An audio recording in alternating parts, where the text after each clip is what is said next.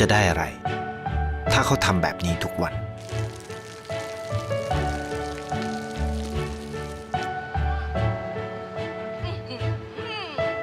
เพิ่งจะมา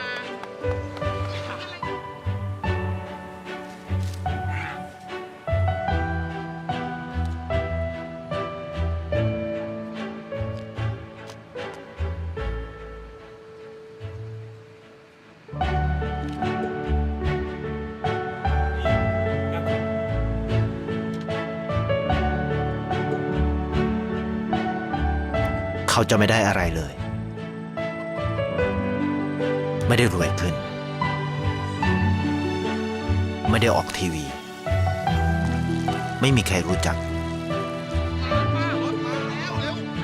ไม่ได้มีชื่อเสียงที่มากขึ้น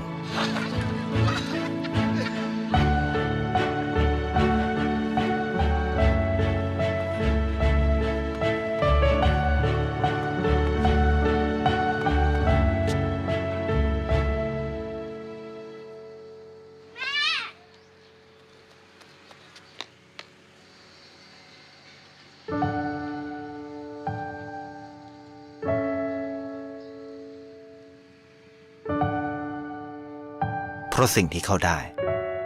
คือได้แค่ความรู้สึก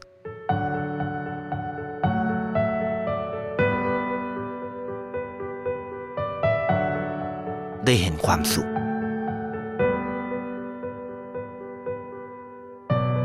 ได้เข้าใจ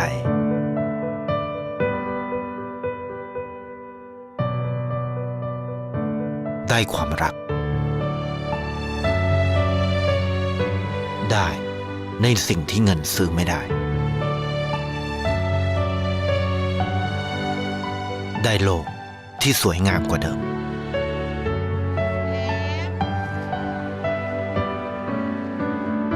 ในชีวิตคุณ อะไรคือสิ่งที่คุณต้องการมากที่สุด ไทยประกันชีวิตเชื่อในความดี